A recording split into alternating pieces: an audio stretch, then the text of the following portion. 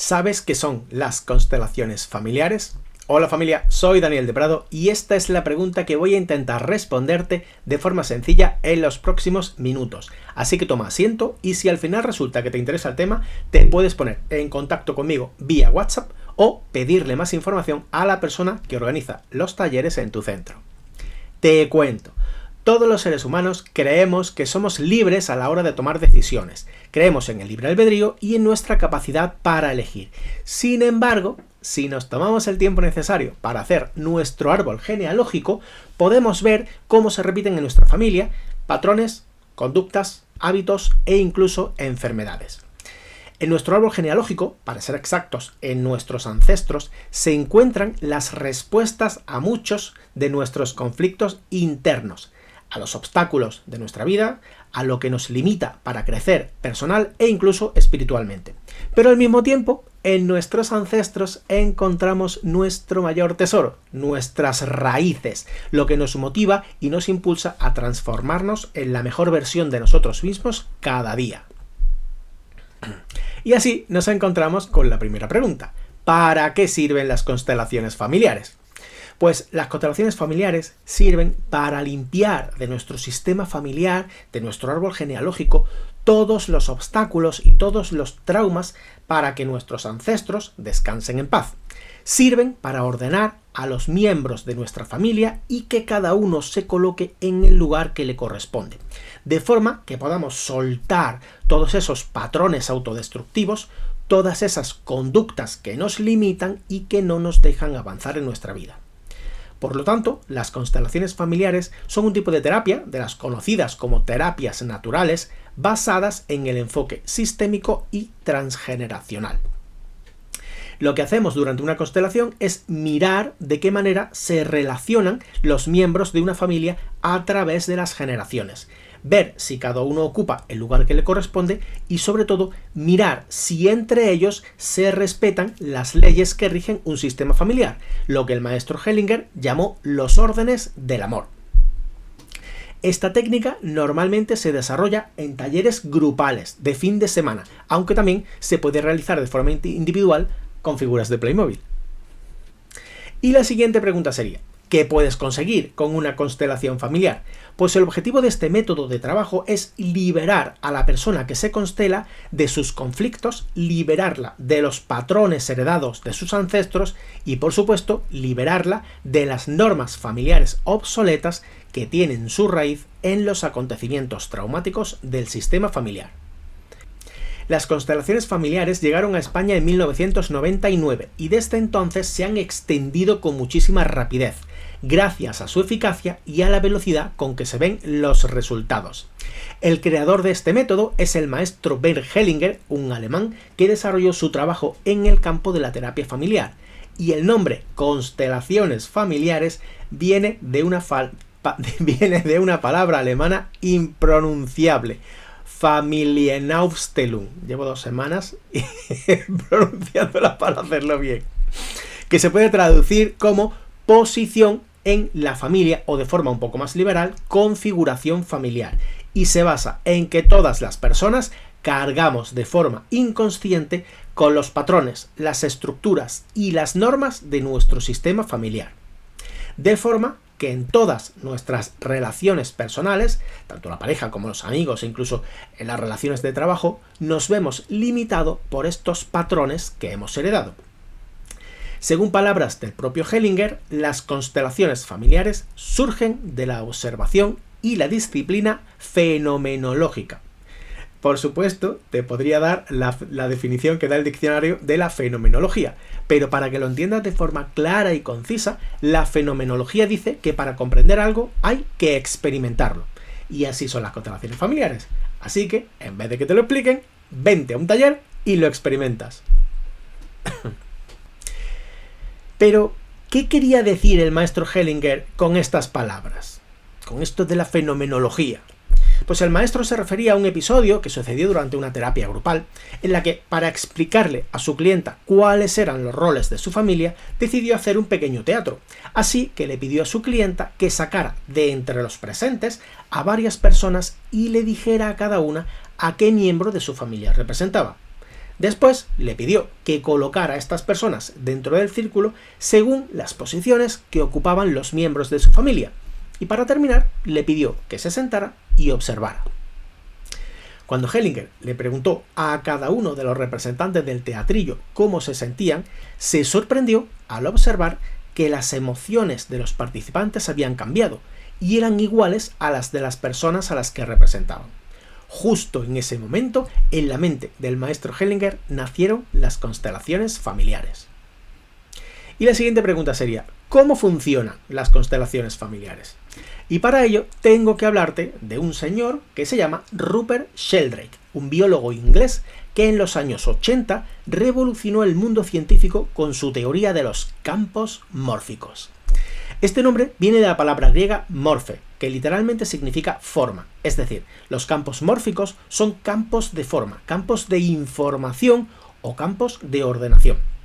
Para que sea todavía más sencillo, se podría decir que los campos mórficos son como un manual de instrucciones invisible que le dicen a cada átomo, a cada molécula y a cada célula de tu cuerpo cuál es el lugar correcto, cuál es su lugar correspondiente. Estos campos mórficos son los encargados de ordenar la naturaleza y darle, por ejemplo, las instrucciones correctas a las células de un pino para que se ordenen de forma que el árbol resultante parezca un pino y no una palmera. Hay muchos tipos de campos mórficos y muchos niveles en cada uno de ellos, a nivel planetario, a nivel de especies, a nivel de individuos, a nivel de personalidad, a nivel de familia, etc. Y la siguiente pregunta sería, ¿cómo nos afectan los campos mórficos en nuestro día a día y qué tienen que ver con las constelaciones familiares? Pues nos afectan en todo, en la forma de ser, en la forma de aprender, en la forma de pensar, en la forma de actuar. Nos afectan absolutamente en todo. Por ejemplo, todo el mundo sabe que los españoles, los alemanes y los ingleses, parece que he comenzado un chiste, pues todo el mundo sabe que tienen personalidades muy diferentes. Y esto no solo se debe al clima o al idioma o a la religión dominante de cada país. Se debe a que cada país, cada cultura, cada grupo social tiene su propio campo mórfico que hace que todo el grupo se comporte de una forma determinada. De esta forma, para una persona que ha nacido en España y todos sus antepasados son españoles, aprender el idioma español es muy fácil, ya que en su campo mórfico está codificado el idioma español. Sin embargo, para una persona que haya nacido en China y todos sus antepasados sean chinos, aprender el idioma español será mucho más difícil, porque el idioma que está codificado en su campo mórfico es el chino en vez del español. Se entiende, ¿verdad? Pero vuelvo a la pregunta, porque a la hora de aprender un idioma esto puede ser fácilmente comprensible, pero si te digo que en el campo mórfico de tu sistema familiar hay codificadas una serie de normas de obligado cumplimiento, la cosa se vuelve más compleja. Y es que en el campo mórfico de cada sistema familiar hay codificadas una serie de normas transgeneracionales que unas veces nos limitan y otras veces nos ayudan a salir adelante. En el libro Padre Rico, Padre Pobre, Robert Kiyosaki explica que los padres ricos les enseñan a sus hijos que la vida es fácil y todo está a su alcance. Sin embargo, los padres pobres les enseñan a sus hijos que la vida es dura y hay que sufrir para conseguir cualquier cosa. Y lo malo es que estos aprendizajes se convierten en nuestra realidad. Ojito. Y esto es un serio problema, porque ya sea para nuestro beneficio o para nuestro perjuicio, incumplir las normas de nuestro sistema familiar va a hacer que nos sintamos culpables y nos autocastiguemos. ¿Cómo? Pues por ejemplo, autosaboteándonos a nosotros mismos de forma consciente o inconsciente, buscándonos una pareja tóxica, relacionándonos con personas que nos critican y nos juzgan sin compasión, o buscándonos un trabajo que nos consume, comiendo, fumando, bebiendo en exceso, etc. Pero si nos paramos un momento a pensar, por ejemplo, en un sistema familiar muy machista, yo me pregunto, ¿cuándo surgió el machismo en esa familia? ¿Hace 50 años? ¿100? ¿200 años? Y es que las normas, repito, de obligado cumplimiento de cada sistema familiar surgieron hace años, en una época que ya no existe, en una sociedad que ha evolucionado mucho y en una generación que ya está completamente obsoleta. Afortunadamente, en una constelación familiar podemos cambiar con cierta facilidad unas normas obsoletas por unas normas actualizadas. Y es que esta técnica nos permite ir al corazón del problema y sanarlo. A continuación me gustaría hablarte sobre los órdenes del amor y las normas transgeneracionales. El maestro Hellinger se refería de esta forma tan bonita, los órdenes del amor, a una serie de leyes que hacen que los sistemas familiares se mantengan unidos y en armonía a lo largo del tiempo. Y aunque cada uno de sus miembros crezca, se case, tenga hijos y haga su propia vida, siempre se pueda sentir parte de algo más grande. En contraposición a los órdenes del amor, aparecen las normas transgeneracionales, que son las normas de obligado cumplimiento de las que te hablaba hace un minuto. Estas normas habitualmente desobedecen o incumplen los órdenes del amor, creando caos y desorden en todos los miembros del sistema. Y la siguiente cuestión sería: ¿qué pasa cuando no se respetan estas leyes que llamamos los órdenes del amor? Pues pasa que todo el sistema familiar se desequilibra y en un intento infantil del propio sistema para volver al equilibrio, algunos de sus miembros sufren de manera absurda bloqueos de identidad, conflictos en sus relaciones personales, traumas emocionales e incluso enfermedades físicas o mentales. Muchos de estos bloqueos se deben a lo que llamamos amor ciego, una forma de lealtad infantil en la que cargamos de forma inconsciente con el dolor y la historia traumática de uno de nuestros ancestros, repitiéndola en nuestra propia vida, aunque nuestras circunstancias sean muy diferentes a las de nuestro antepasado. Para dar visibilidad a la historia de nuestro ancestro, repetimos sin saberlo los asuntos que dejó pendientes con su correspondiente carga emocional, por ejemplo, miedo, ira, tristeza, agresividad, depresión, etc. El caso de amor ciego más sencillo lo encontramos en una pareja con un niño pequeño que han planeado ir a comer el domingo con los suegros, pero uno de ellos no quiere ir porque se siente juzgado y desvalorizado. Entonces, el niño pequeño, por amor ciego, carga con el dolor del padre o de la madre y se pone enfermo, y así evita el encuentro. Fácil. De forma muy simple, se podría decir que los órdenes del amor son las leyes que mantienen al sistema familiar en armonía, y el amor ciego es la forma que tiene el sistema familiar de compensar la ruptura de los órdenes del amor. Estas lealtades, este amor ciego, conecta a todos los miembros de un mismo sistema familiar, estén vivos o no, de forma que unos reviven lo que otros han dejado pendiente. Si lo analizamos fríamente, podemos llegar a la conclusión de que la mayoría de las normas transgeneracionales están anticuadas y obsoletas, pero aún así siguen y seguirán vigentes hasta que cada persona tome conciencia de que ya no necesita estar tan apegado a su clan, sino que cuando quiera puede comenzar un proceso de crecimiento personal, un proceso de individualización, honrando siempre a sus ancestros, respetando y evitando juzgar sus historias y sus decisiones, y creando sus propias normas en base a su vida y a sus circunstancias actuales. Mientras que nuestro nivel de conciencia no se transforme, seguiremos considerándonos como parte inseparable del clan familiar y seguiremos repitiendo las mismas historias y castigándonos por romper las normas transgeneracionales. Y por supuesto, la siguiente pregunta sería: ¿cuáles son los órdenes del amor? Pues los órdenes del amor son 3: la ley de pertenencia, la ley de jerarquía y la ley de equilibrio. La primera ley de los órdenes del amor es la ley de pertenencia y dice que todos los miembros de un sistema familiar tienen pleno derecho a pertenecer a él, tanto los que están como los que se han ido. Parece un juego de palabras, ¿verdad?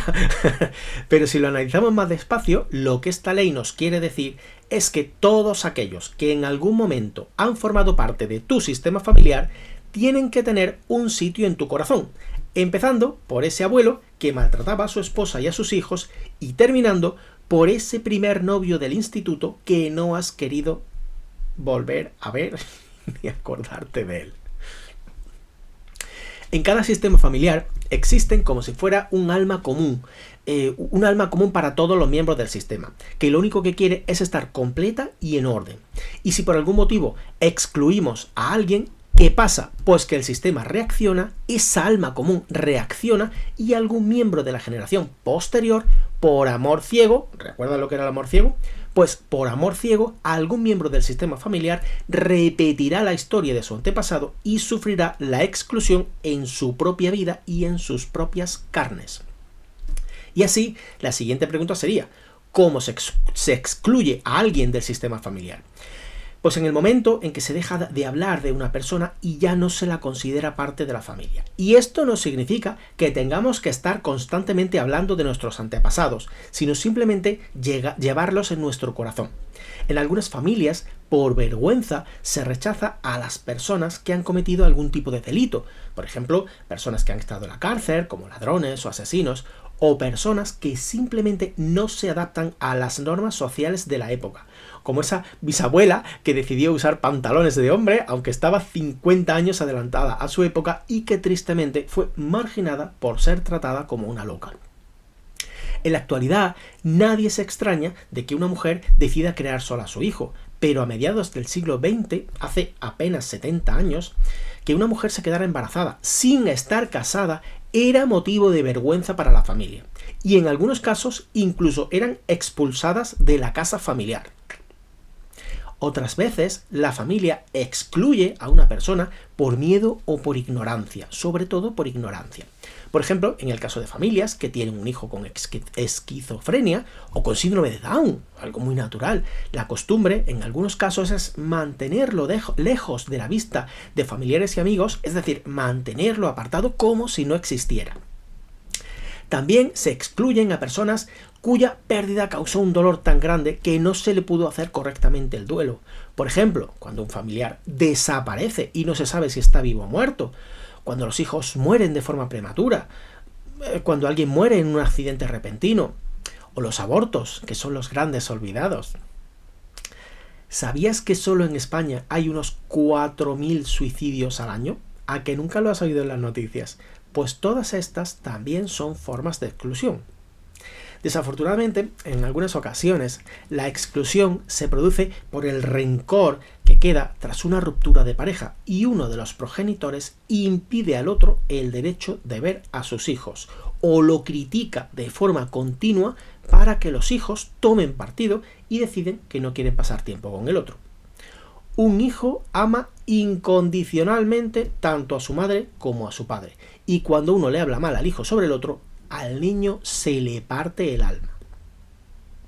Con cualquiera de estas circunstancias se está vetando a un miembro del sistema familiar su derecho de permanencia al sistema, con el consiguiente caos en las generaciones futuras.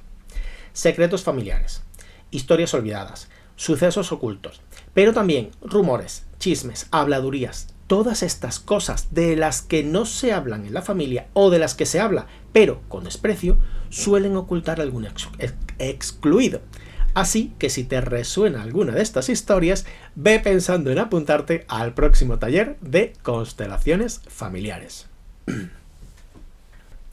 La segunda ley de los órdenes del amor es la ley de jerarquía y dice que los que llegaron antes tienen prioridad sobre los que llegaron después, y así es como deben ser reconocidos. El maestro Hellinger dice que lo que ayuda a alcanzar la felicidad es que cada uno ocupe el lugar que le corresponde, es decir, que los padres ocupen el lugar de los padres y que los hijos ocupen el lugar de los hijos. En este sentido se dice que los padres son los grandes frente a los hijos, que son los pequeños. En el caso de la pareja, apúntate que esto es súper importante, ambos deben de ser igualmente adultos y aportar a la pareja no el 50%, como se suele decir, sino aportar cada uno el 100% de sí mismos. Y la siguiente pregunta sería, ¿cómo se crea el desequilibrio según la segunda ley?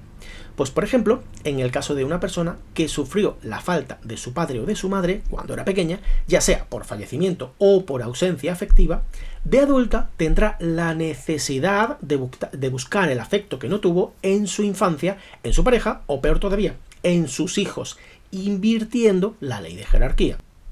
Hay ocasiones en las que los adultos colocan a sus hijos en el lugar de su pareja ausente, por ejemplo, en el caso de separaciones o divorcios. y otras en las que son los propios hijos los que por lealtad al cónyuge que ha abandonado la casa ocupan su lugar junto a la madre o junto al padre. Cualquiera de estas situaciones crea un desorden dentro de la familia que revivirá de una u otra manera a alguno de los hijos, buscándose, por ejemplo, parejas infantiles, parejas infieles o parejas que los utilizan durante un tiempo y cuando ya no les sean útiles los abandonan. También se puede dar el caso de que uno de los hijos ocupe de forma inconsciente el lugar de una antigua pareja, de uno de esos amores platónicos que no llegaron a buen fin. Por eso, en mis talleres de constelaciones insisto mucho en el tema de los nombres. Nunca le pongas a tus hijos el nombre de un antiguo amor y ya de paso tampoco le pongas el nombre de ningún antepasado, ya que de cualquiera de estas formas estás cargando a tu hijo o a tu hija con alguna historia que quedó pendiente. Hay ocasiones en las que los hijos se quejan de sus padres porque de pequeños se sintieron abandonados o maltratados. Yo diría que de una u otra manera todos los hijos se quejan de sus padres. Y es que los padres les dan a sus hijos lo que ellos creen que necesitan, pero lo más importante es que los padres le dan a los hijos lo que tienen, solo lo que tienen, lo que ellos han recibido, pero no les pueden dar a nivel emocional lo que no tienen o lo que no han recibido. Creo que es fácil de entender. Los padres les dan a sus hijos el mayor regalo que se les puede dar, y es el regalo de la vida. Y que conste que yo escribo siempre la palabra vida con mayúscula, porque la vida es tan grande que se lo merece. Según la ley de jerarquía, lo más sano que podemos hacer los hijos es agradecer a nuestros padres por habernos dado la vida, y respetarlos, y honrarlos, y aceptarlos tan y como son. Importante, no es tarea de un hijo criar ni enseñar a sus padres. Importantísimo. Sin embargo, hay ocasiones en las que realmente ha habido un maltrato de los hijos por parte de los padres. En este caso tenemos que tener muy claro que la responsabilidad de los hechos es totalmente de los padres. El maestro Hellinger decía que lo más sano para los hijos es aprender a no juzgar a sus padres. Desafortunadamente, esto es muy fácil de decir, pero es bastante complicado de llevar a la práctica. Hay una frase que me encanta, que se atribuye al gran Nikola Tesla, y que dice: cuando comprendas que toda opinión es una visión cargada de historia personal, empezarás a comprender que todo juicio es una confesión. Piénsala, y si tienes alguna duda, lo hablamos. Una de las cosas más difíciles de mi trabajo como facilitador de constelaciones familiares es precisamente esto, el no juicio, el no juzgar. Durante años he aprendido a no juzgar a las personas, ni a las historias, ni nada que me cuenten, a mantenerme al margen y a no valorar lo que está bien o lo que está mal. Cada persona es como es y actúa en base a sus circunstancias, a sus conocimientos y a sus creencias. Pero no podemos olvidar que también actúa en base a lo que ha heredado de su sistema familiar. Así podemos entender que cada uno hace lo que puede con lo que tiene disponible. La vida no trae un manual de instrucciones y todos aprendemos por el método de prueba y error. Por ello, es importante darnos cuenta de que como adultos somos plenamente responsables de sanar las heridas de nuestra infancia. Así que vamos a dejar de una vez de culpabilizar de nuestros problemas a papá, a mamá, al gobierno o al sistema capitalista. Y vamos a empezar a trabajar cada día a ser la mejor versión de nosotros mismos.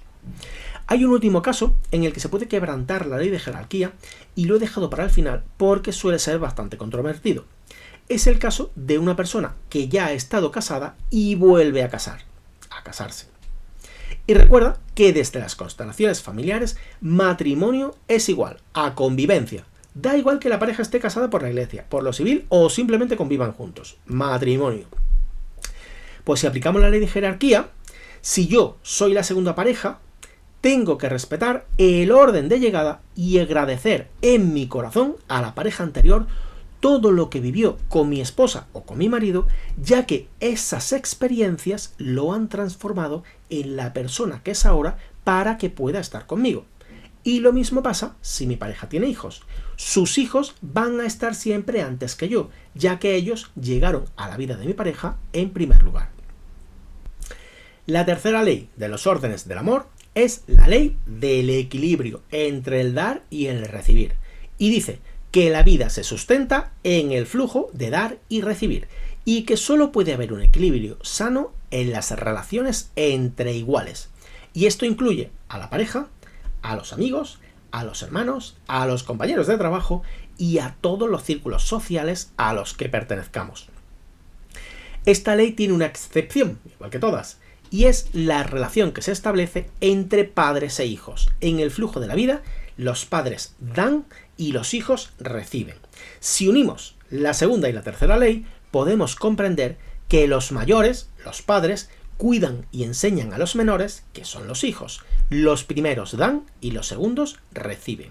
Y cuando los hijos crecen y tienen sus propios hijos, son ellos los que dan y sus hijos los que reciben. Y así continúa el flujo de la vida.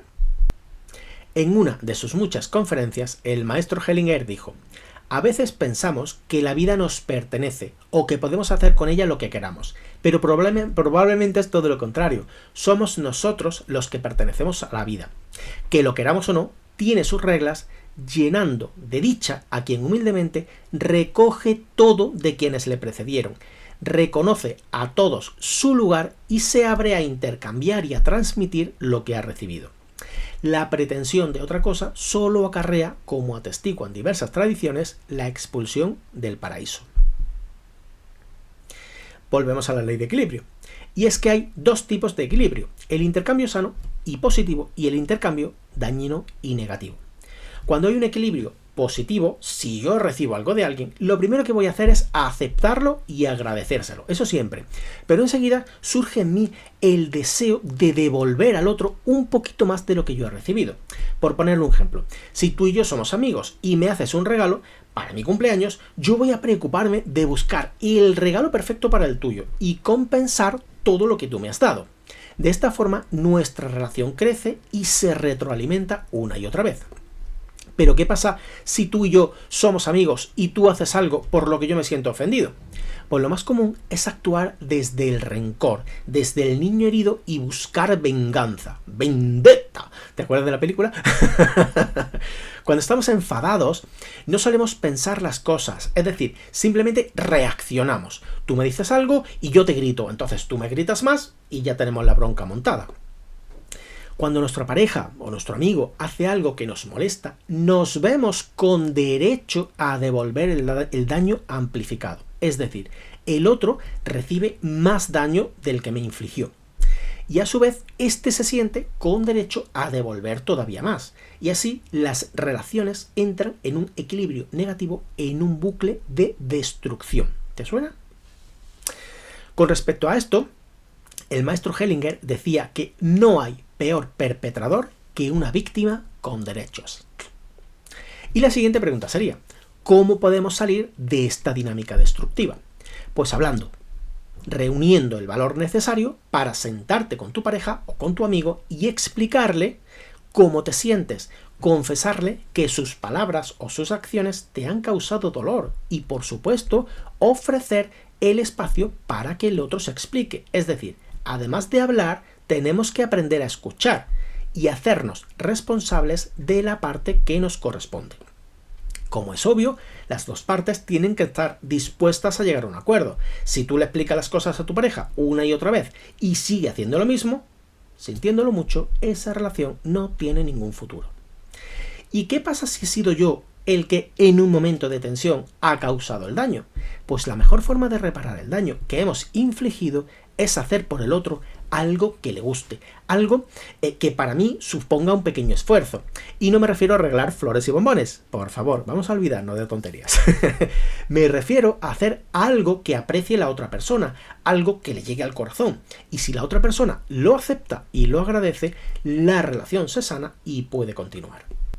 Y con esto termina esta pequeña introducción a los órdenes del amor, a las leyes en las que se basan las constelaciones familiares, a las leyes en las que se basan las relaciones entre personas.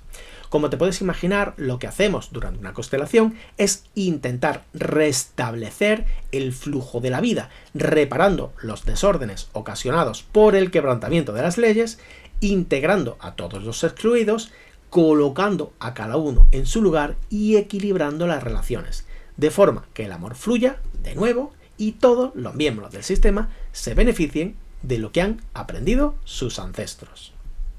Familia, soy Daniel de Prado y espero verte en el próximo taller de constelaciones familiares.